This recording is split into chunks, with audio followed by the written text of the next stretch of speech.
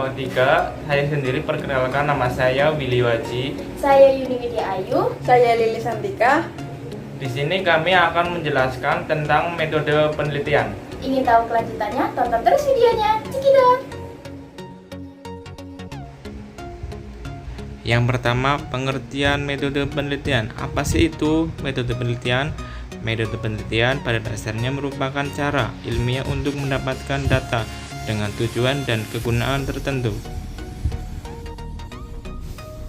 Selanjutnya, pengertian metode menurut para ahli. Yang pertama, menurut Sugiono, pengertian metode penelitian adalah cara ilmiah untuk mendapatkan data dengan tujuan dapat dideskripsikan, dibuktikan, dikembangkan, dan ditemukan pengetahuan teori untuk memahami, memecahkan, dan mengantisipasi masalah dalam kehidupan manusia.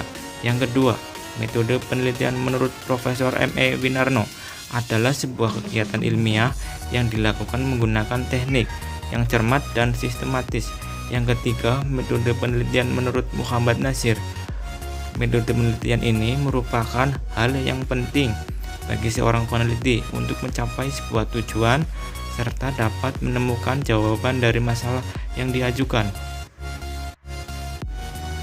Selanjutnya, tujuan metode penelitian. Tujuan metode penelitian ada dua. Yang pertama itu tujuan secara umum. Yang kedua, tujuan penelitian secara praktis. Tujuan secara umum ada beberapa tujuan. Yang pertama itu untuk memperoleh pengetahuan ataupun penemuan yang belum pernah ditemukan sebelumnya. Yang kedua, untuk dapat membuktikan data yang sudah didapatkan. Yang ketiga, untuk menguji kebenaran mengenai data yang telah didapatkan. Yang keempat, untuk mengembangkan pengetahuan yang sudah ada. Yang kelima, tujuan penelitian secara teoritis. Tujuan penelitian secara praktis adalah tujuan penelitian secara praktis untuk mencari serta menemukan pengetahuan yang dapat dimanfaatkan langsung di dalam kehidupan. Penelitian jenis ini disebut juga dengan applied research. Selanjutnya yaitu ada jenis-jenis metode penelitian. Metode penelitian ini secara umum digunakan terutama dalam penulisan skripsi, tesis, dan disertasi. Metode penelitian ini terbagi menjadi 3 metode.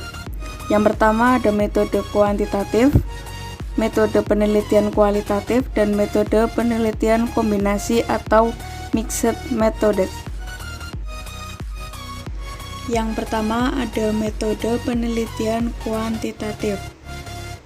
Metode ini biasanya dipakai untuk meneliti pada populasi ataupun sampel tertentu.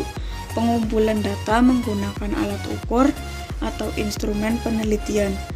Analisa data bersifat kuantitatif atau statistik dengan tujuan untuk menguji dan membuktikan hipotesis yang telah dibuat atau ditetapkan. Secara umum, metode kuantitatif terdiri atas metode survei dan metode eksperimen. Yang pertama, metode survei. Metode penelitian kuantitatif yang digunakan untuk mendapatkan data yang terjadi pada masa lampau atau saat ini tentang keyakinan, pendapat, karakteristik perilaku, hubungan variabel, dan untuk menguji beberapa hipotesis tentang variabel sosiologis dan psikologis dari sampel yang diambil dari populasi tertentu. Kemudian yang kedua, metode eksperimen. Metode ini merupakan metode penelitian kuantitatif yang digunakan untuk mengetahui pengaruh variabel independen terhadap variabel dependen dalam kondisi yang terkendalikan. Kondisi terkendalikan agar tidak ada variabel lain yang mempengaruhi variabel dependen. Biasanya penelitian eksperimen sering dilakukan di laboratorium.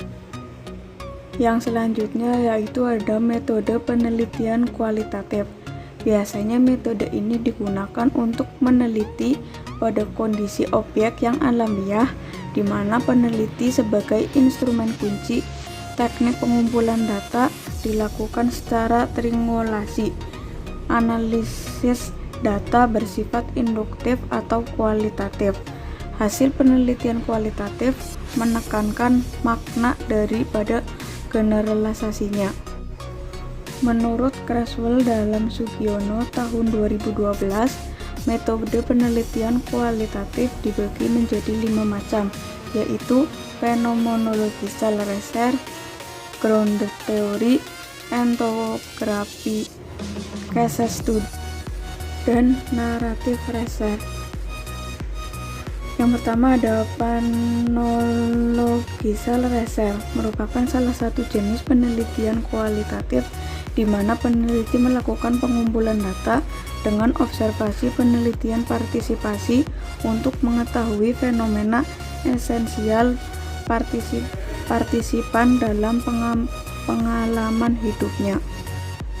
Kemudian grounded theory adalah salah satu jenis penelitian kualitatif yang mana peneliti bisa menarik generalisasi apa yang diamati atau dianalisa secara induktif.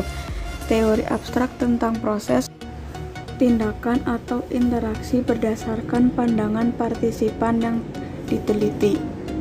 Kemudian etnografi merupakan jenis penelitian kuantitatif di mana peneliti melakukan studi terhadap budaya kelompok dalam kondisi alamiah melalui observasi dan wawancara. Kemudian case studies merupakan penelitian kualitatif di mana peneliti melakukan eksplorasi secara mendalam terhadap program, kejadian, proses, aktivitas terhadap satu atau lebih orang.